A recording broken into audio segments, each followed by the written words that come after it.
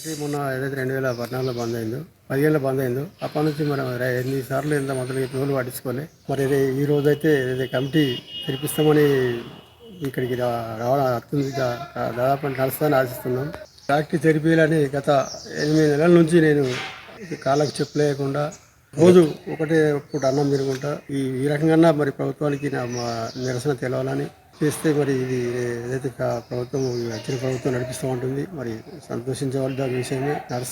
నడవాలని ఇక్కడ రైతులందరం కోరుకుంటున్నాం. ఖచ్చితంగా మరి ఈ మా దీక్షతోనైనా ఫలించి మరి వ్యాఖ్య నడుస్తుందని ఆశిస్తున్నాం.